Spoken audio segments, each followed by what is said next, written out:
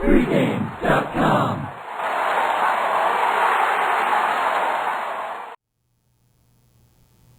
Eastern Conference Finals, we've got the Boston Celtics traveling to Miami, Game 5. Brian, we're all knotted up at 2. Obviously, 7-game series, knotted at 2. The winner of Game 5 usually goes on and wins the series. He'd have home court. Can they get it done on Tuesday? It's interesting. You usually see a lot of line movement in these games. Opening game opens up and closes Miami -8. Second game, Miami -8. The line we're looking at right now, Miami -8. Interesting in the fact that the first game, Boston had that grueling 7-game series against Philadelphia. They had a huge advantage. They're -8. The second game, after blowing out Boston, you would think Boston would come back. The line was still -8. Now, after back-to-back wins for Boston, this is the spot for Miami. The line's still 8. It is. Do you think let's face it, these two teams, Miami and Boston, if you backtrack a week ago, it was all Miami. Everybody loved Miami. They got it put together. But if you go back 4 or 5 days before that, everybody was on the bandwagon. What's wrong with Miami? They're down 2-1 to Indiana. They were loving Boston because Boston was looking good. Here we are flip-flopping back and forth, and I'm going to get to the zigzag in a minute because Boston has been the poster child of the zigzag in the last 2 series. If all you did was play the zigzag involving Boston, you would be right now 8-1.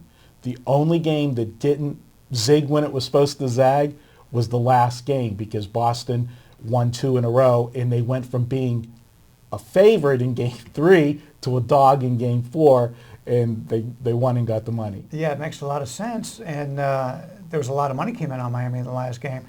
And when you take a look at Boston, it's a veteran team. If they have a bad game, you'd expect them to come out very strong. And after a good game, you'd expect them to struggle a little bit because they're an older team. So it made a lot of sense with the zigzag. Now this is the one we find out who's the real team here. Well, we are. And I got to say this much. As good as Boston has played at stretches, I mean, let's face it, Boston has put together some quarters that have been phenomenal basketball. They've also put together some quarters that were just plain ugly, and it seems to happen more in the second half, especially the third quarter. They've struggled very poorly against Miami.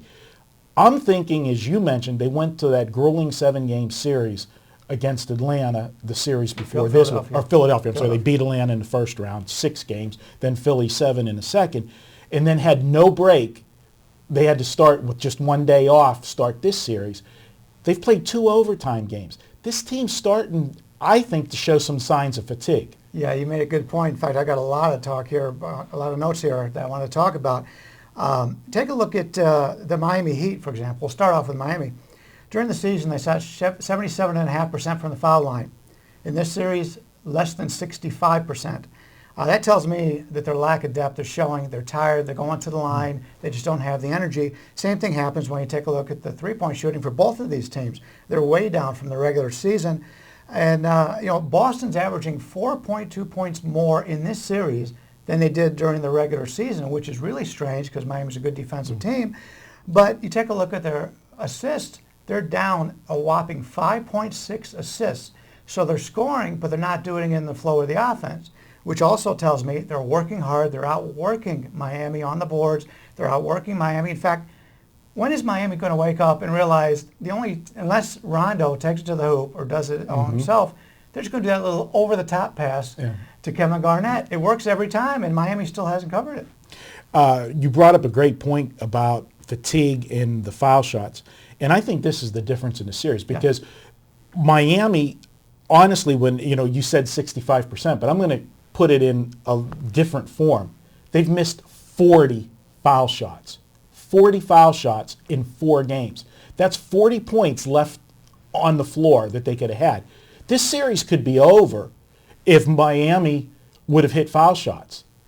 It could have been, it's that close that it could have been a 4-game sweep. But yet, here we are at 2-2.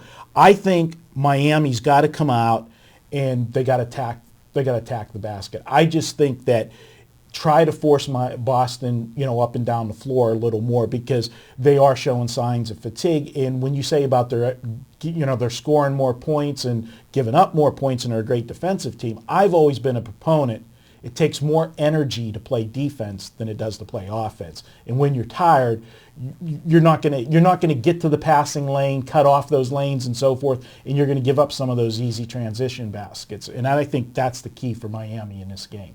The only thing that concerns me about Miami is, to start off, the home teams have dominated as of late. I mean, 12 out of the last 15 going into this Western Conference game, the home team is covered. But Miami, where you're not hitting your free throws, it's tough to distance yourselves. And Boston's a team right now, they're starting to feel it again. I mean, at 0-2, they were doubting themselves. At 2-2, they think, hey, we're back in it.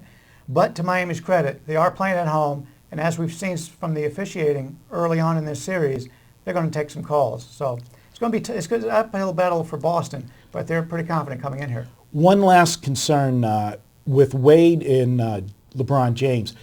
They're logging a lot of minutes. I mean, they're having to carry this team, with the absence of Chris Bosh. Do you think that's going to, I know they're young guys and, great physical specimens. They don't look like us two out there, but do you think it's taking a toll on them as well? Yeah, it definitely is, and that goes back to my point about the free throws. Who's taking most of the free throws? It's Miami. It's the two guys that drive the lane, and they're the guys that are tired. So that's my major concern right now. And in fact, it's great for me because from what I'm looking at from the futures, it looks like Miami's going to be a pick'em against San Antonio, maybe a slight dog, and they'll probably be a pick'em at worst against Oklahoma City. In fact, Oklahoma City may come out as a dog. And you're getting a team right now with Miami that's already shorthanded, and they're going to be worn out by the time this series is over. I think there's a lot of points to be made to go against Miami in the championship if they get that far. All right. Well, this is my pick, Brian. I'm going to go ahead. I'm going to take Miami. I'm going to lay the 8 here. I'm going to hope they're able to get some foul shots, and if they make any foul shots, I don't think this game is close. I think Boston's tanks running on fumes, and Miami, that home crowd, this is basically, it's not the season, but if you go back, you don't want to go back to Boston down 3-2. There's no question about that. And if they can get one of those spurts where they kick it out to double digits and Boston doesn't hit those threes or Rondo doesn't, let's face it, the one game, Rondo, he played every minute of the game, scored 44, but you're not going to have that kind of performances every night. I think Miami gets it done. I've got them winning by 11. That's my pick for Tuesday night, Game 5. We're going to go with the Miami Heat, lay the 8. We're going to be back. Brian and I is going to take a look at a Wednesday night baseball game here on pregame.tv.